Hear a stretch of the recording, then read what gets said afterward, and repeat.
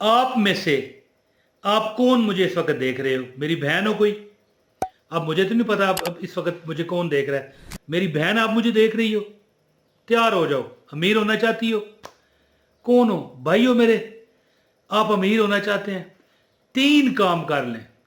تمہارا رب تمہیں، میں اپنا زمودہ عمل تمہیں دینے لگا ہوں، تمہارا رب تمہیں اپنے بھرے خزانوں میں سے دے گا. 3 چھوٹے چھوٹے کام ہیں. کبھی تمہارا بٹوا پرس خالی نہیں ہوگا. 3 کام کرو اور رب پر چھوڑ دو. ہے چھوڑ دی ہم نے کشتی تیرے نام پر، چھوڑ دی ہم نے کشتی تیرے نام پر، چھوڑ دی ہم نے کشتی تیرے نام پر، اب کنارے لگانا تیرا کام ہے. بسم اللہ الرحمن الرحیم. السلام علیکم ورحمۃ اللہ وبرکاتہ. بٹوا یہ نظر آ رہا ہے، بٹوا پرس بھر جائے گا دولت سے، پھٹ جائے گا. ایک وقت تھا 1993 کی یہ بات ہے، سوری 1996 کی یہ بات ہے. یہ دیکھیں میرا یہ جیب آپ کو نظر آ رہا ہے. میری والدہ صاحبہ نے مجھے کہا کہ اب واسطہ ہے، پھٹ جائے گا، میں نہیں سلوا سکتی تیرے لیے جوڑے. ہے والدہ صاحبہ سلواتی تھی نا. تو یہ پھٹ جائے گا، بس اب نکال لے. اتنا میرا بھرا گیا پیسوں سے. یعنی میری بٹوا تو میں نہیں رکھتا تھا، بٹوا بھی رکھا ہوا تھا، یاد آ گیا. ہاں 96 بڑی پرانی بات ہو گئی ہے، 29 سال پرانی. تو بٹوا بھی تھا میرے پاس، بٹوا بھی بھرا ہوا، اور یہ جیب اس طرح جناب یہ دیکھیں اس طرح آگے آ چکی تھی.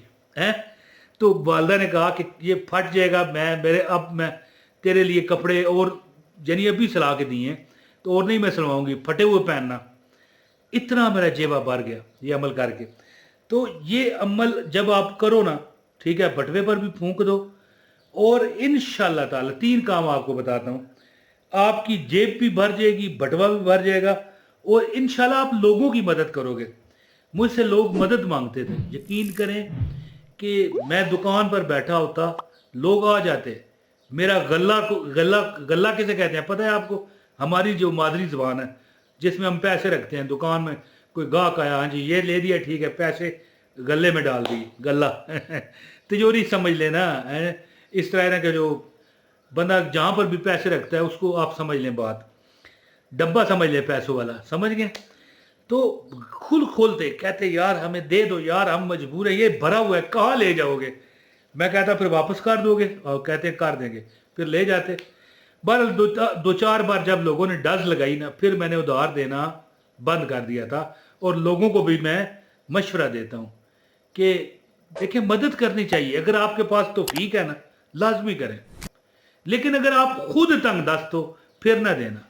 لوگ نہیں واپس کرتے. اچھا یہ وظیفے سے ہٹ کر میں بات کر رہا ہوں. بہرحال میں قطع رحمی کا کسی کو مشورہ نہیں دوں گا. جو مجبور ہوتا ہے نا وہی جانتا ہے کہ کتنا، اللہ نہ کرے کل میرے پہ کوئی وقت آ جائے تو میں کسی سے مانگوں تو کوئی نہ دے گا تو کتنا دکھ درد ہوگا.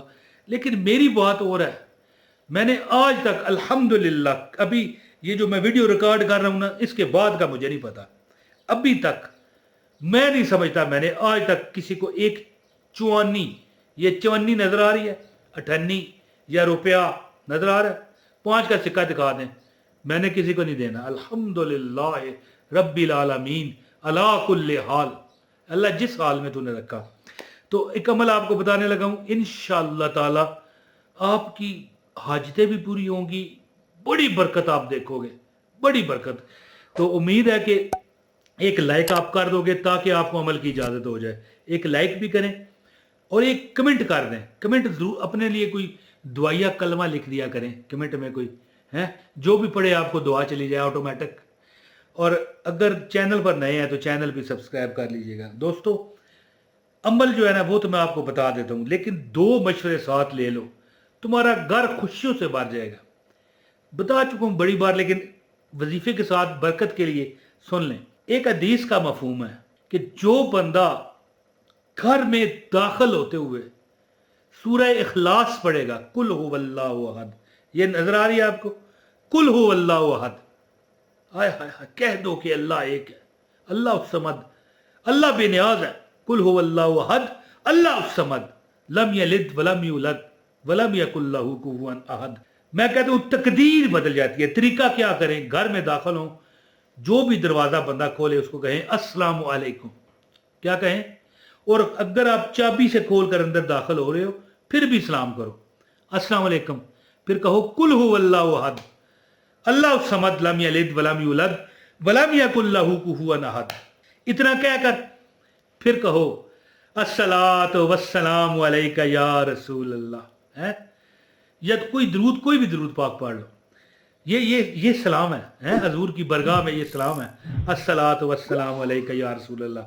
اور صلی اللہ علیہ وآلہ وسلم بھی پڑھ سکتے ہیں، صلی اللہ علی محمد صلی اللہ علیہ وآلہ وسلم، اس طرح بھی پڑھ سکتے ہیں۔ اور یہ درود ابراہیمی، اللہم صلی علی محمد وعلی آل محمد کما صلیت علی ابراہیم وعلی آل ابراہیم انک حمید مجید، اللہم بارک علی محمد وعلی آل محمد کما بارکت علی ابراہیم وعلی آل ابراہیم انک حمید مجید۔ گھر میں داخل ہوتے سلام کریں، ایک بار قل هو اللہ احد اللہ الصمد لم یلد ولم یولد ولم یکن لہ کفوا احد پڑھیں، اور ایک بار درود پاک پڑھ لیں۔ اور ایک عمل پکا اپنی زندگی میں باندھیں، جو بٹوے پر، یہ بٹوا نظر آ رہا ہے، اس پر جو آپ نے دم کرنا ہے وہ کیا ہے؟ 100 بار 24 گھنٹے میں کوئی ایک ٹائم نکالو، 100 بار لا حول ولا قوت الا باللہ العلی العظیم، یہ لکھا ہوا آ رہا ہے لا حول ولا قوت الا باللہ العلی العظیم۔